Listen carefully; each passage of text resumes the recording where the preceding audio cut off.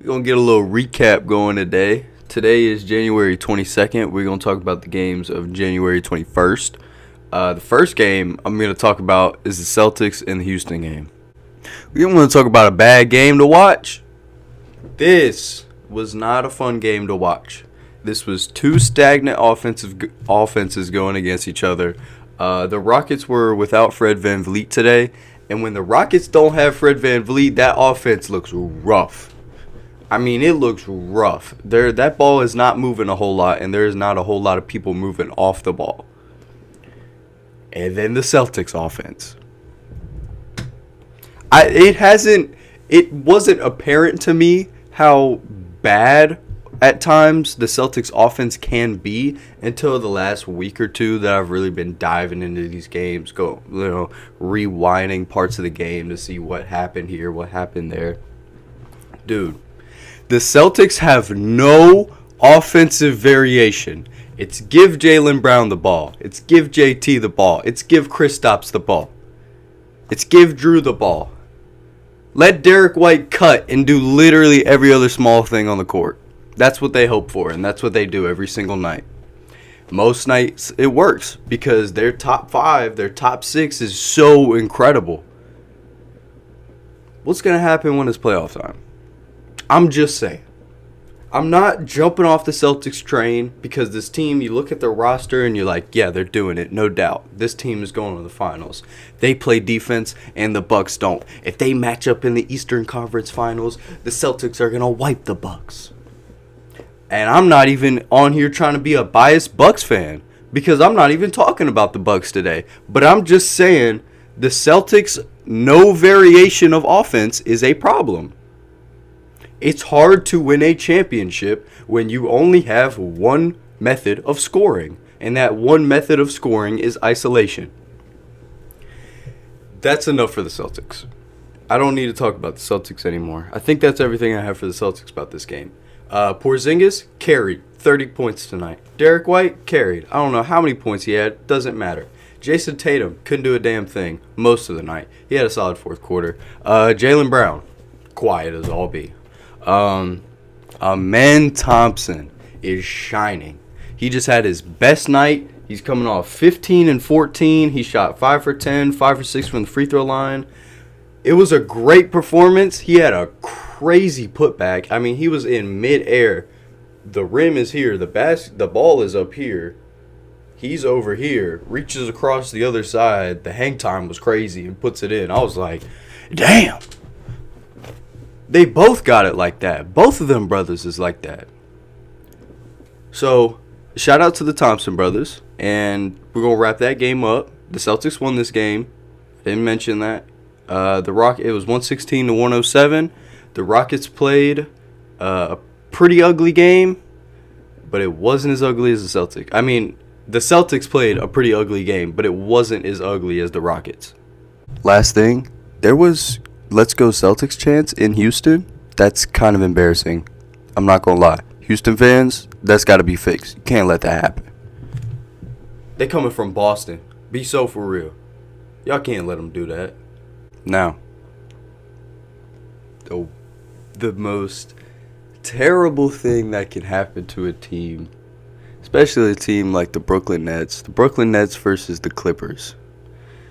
The Brooklyn Nets were outscored 15 to 41 in the fourth quarter, and at some point in the fourth quarter, they held a 17-point lead. It didn't matter. The Clippers end the game, the last 5 minutes of the game, on a 22-0 run. Straight. Nets, 0 points. Offense crumbled. James Harden was locking up for a couple possessions. I was like, what the hell is going on? The Clippers were so locked, I'm going to repeat that, so locked that James Harden was even locked in on the defensive side. That doesn't happen much. And I'm just saying, yeah. Westbrook tonight, his energy helped them so much. And if this team didn't have Westbrook, I wouldn't look at them as the championship contender that they are. If Westbrook isn't on that team, they don't really have a they don't. Because I'm a Bucks fan, the first guy that comes to my mind is you know what, I'm gonna put it up a little bit. Bobby, you know what I'm saying? Every team needs a Bobby Portis, a guy that comes off the bench. The fans love him. He's gonna come out and give you 120%, all the energy in the world, and he's gonna help the crowd get into it and win you that game. And that's exactly what Westbrook does. Westbrook came out tonight. In the first quarter, he was impactful. In the third quarter, he was impactful. In the fourth quarter, he was impactful. He ended with 23 points, 9 rebounds, 6 assists, 3 offensive rebounds. He was all over the boards in the fourth quarter. He helped the Clippers win this game exponentially. I don't even know if that's the right word to use, but it's the word I want to use. Kawhi Leonard went dumb in the fourth quarter. On that run, it was basically all Kawhi and James. James was super quiet in the first quarter, and he really just came to life in later in the game. He had a good second quarter. He had a great fourth quarter. Kawhi, like I said, great game. He scored 21. I think like 14 of them were in the fourth quarter. I don't know if that's actually true or not, but it felt like that. Paul George couldn't get a shot to fall. He missed two dunks in the first quarter, missed an easy lay. He was 5 for 17 tonight. He just couldn't get the ball to drop. I think that's everything. Oh, no, I want to talk about the Nets. The Nets crumble. Oh, my God.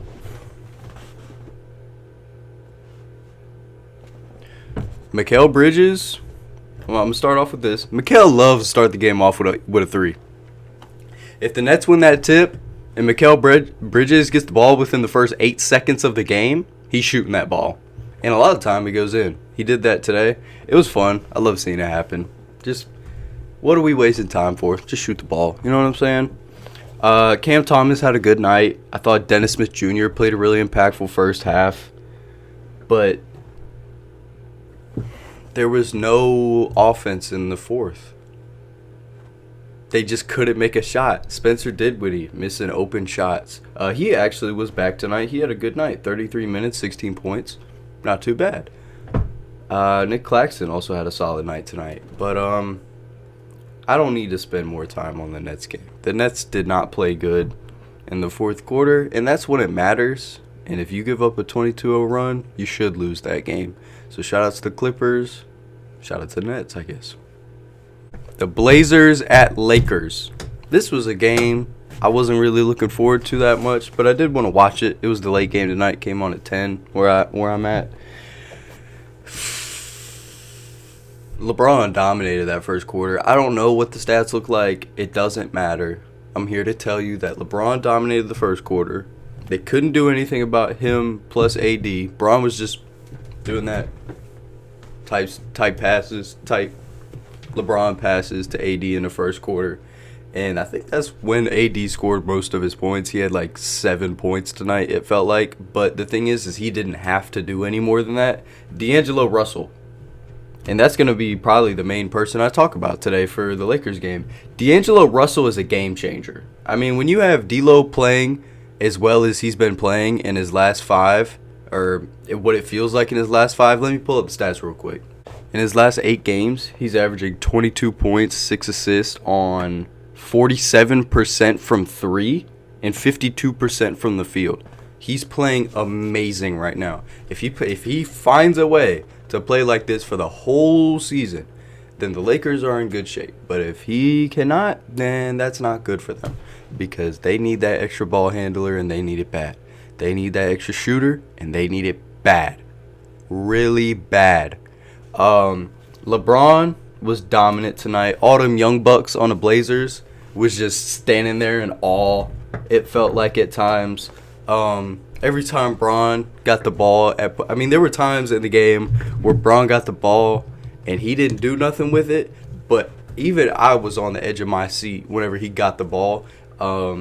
Just because you felt like something big was going to happen. Every time he got that ball, the crowd stood up or the crowd starts cheering. And you look at the defender in front of him and you're like, yeah, that's barbecue chicken. But Blazers held on at some points tonight. Other points, like in the transition, they couldn't do anything about LeBron. They had one really stupid play Someone fouled Braun while he was on his gather steps, and then someone else came up and fouled Braun again while he was shooting the ball. Obviously, he made the layup because that's LeBron James, and he's the best transition player of all time. Don't argue with me. I'll stand right here, big and strong, and tell you, LeBron James is the greatest transition player of all time. I got Giannis right there. I can look at him right now. He's in transition in this picture. LeBron James is still the best transition player ever. You can't do nothing about it. You really can't. What else happened? V8 had a great first half. He had 8 points, 2 steals, an offensive rebound. Jabari Walker has been playing really good recently. He's been rebounding the ball well. He shoots the three. He gets inside and he scores solid. Poor Scoot Henderson, man. Last game he had 10 points in 8 minutes, and he looked great. He looked so good. And then he got hurt by a nasal contusion. He got hit in the head and the nose. That's all it was. He wasn't supposed to play today, but he did. 4 points, 1 for 6, 3 turnovers. Scoots, it's rough for him right now. And because I like him and I'm a fan, I want him to do well. But he's really struggling to start this season. Anthony Simons has looked good since he returned. I can't say this man's name, but I'm going to try to because I've been really impressed with him. He's averaging 10 and 4 on the season. Dupe Reith, rookie, Trailblazers, number 26. I like him. Very nonchalant kind of guy. Also kind of got to get in there and do exactly what you want him to do. He going to play some solid defense. He going to shoot that three. You know he going to shoot that three. And, 17, 14, 16. Like, bro can score the ball. Like, he can score. Last thing for this game, I thought that the Blazers didn't play any good defense at all. I thought the Lakers' offense was solid. It wasn't anything crazy. And the late third and really most of the game, the Lakers were just dicking around because they understood that they had that game on wraps from the opening tip. But the Lakers did struggle at some points when LeBron came out, like in the first quarter. They built a solid 10, 11-point lead, and then the Trailblazers just came back after LeBron went out. But LA played okay defense. I'd say okay because they still let up like 77 points in the third. I mean, not the third quarter, but like when they were in the third quarter, the Trailblazers already scored like 77, something like that.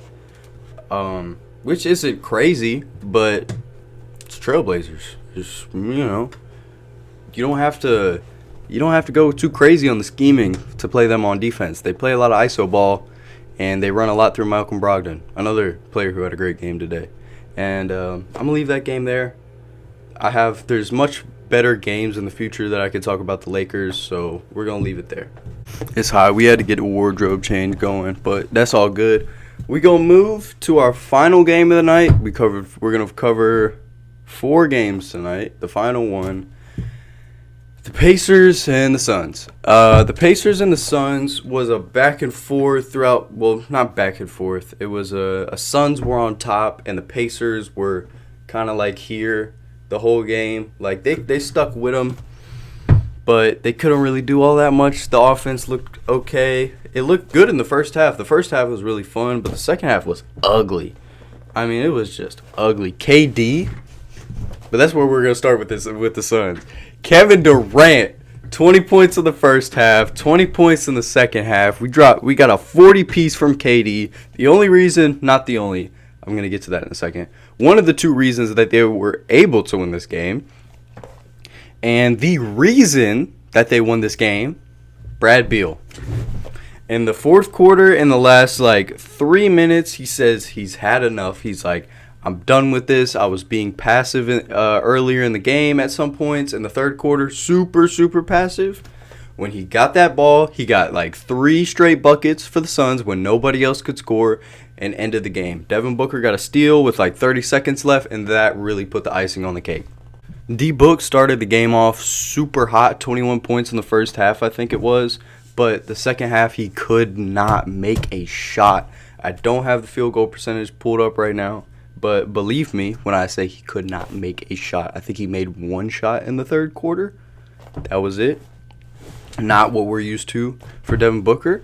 And to the Pacers side, Pascal Siakam fits in so perfectly.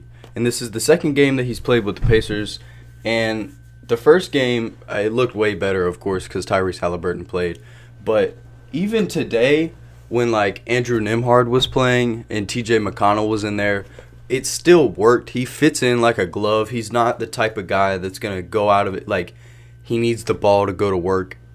You have to run plays for him. He's going to get the ball at some points. He's not going to do nothing too crazy. But when he gets the ball in the spot that he likes it, then he'll take a shot. If he gets that ball in the post, if he gets that ball at the top of the key, he going to do something with it most of the time, especially in the post. When you get that spin move going, you know he loved that spin move. And last thing for Pascal being on the team is he's willing to do the other things that we see other all-star caliber players not do, which is moving around as much as he did. He has in the last two games. A lot of the times you'll pick up a player and you'll hope that he can be something that he's not. And I'm not saying that Pascal hasn't moved before, but he didn't move all that much when he was in Toronto. But now that he's a part of this this scheme with the Pacers and what the Pacers are trying to build, I think he understands that and that he's going to have to move off the ball, and he's been moving off the ball really well. Also, Buddy Hield, solid game. He made timely shots for the Pacers to try and keep him in it. He missed a big one with 1 minute and 30 seconds left, down 4. But it is what it is. That's kind of just what the second half was for the Pacers. Not a whole lot got going. Grayson Allen has been playing phenomenal for the Suns. That means something coming from me because I never liked Grayson Allen, and he played for my team for a year or two. I don't even know how long it was. But it's cool to see him doing what he's doing. He's making shots. He's putting the ball on the floor. He's kicking the ball out, playing okay defense. It's what the Suns need. The Suns need more than that, but we're just going to start there for the Suns. And the last thing that I have for this game that I forgot to mention earlier when I was talking about KD, but I just want to slip it in there. The Pacers having such small wings and guards, having Pascal and Miles Turner does not make up for that. Because Pascal and Miles Turner, they're not going to guard your KD. Miles Turner ain't going to keep up with KD. Pascal, he don't have the quickest feet to keep up with KD. So you're looking at guys like Andrew Nembhard's getting possessions on him. Highsmith's getting possessions on him. What's his name? What? Why can I not even think of his name? I can't even think of his name. Is getting possessions on him. So, like, it was barbecue chicken all night. They're all so much smaller than KD. And KD has such a high release point, and he's so tall. Wow. Every single time, because they were just smaller. They couldn't contest him. He was cooking them. I mean, there were multiple times throughout this game where when KD was putting the ball on the floor, he put somebody on skates. It may not have been enough to go on a highlight reel on ESPN, but they was on skates, and KD was doing his thing all night, and you love to see it as an NBA fan. That's most everything I have for this slate today. I appreciate y'all's time. Go ahead, hit the like if you enjoyed the video. Hit the sub if you want to see more, and I'm going to see y'all in the next one. Peace.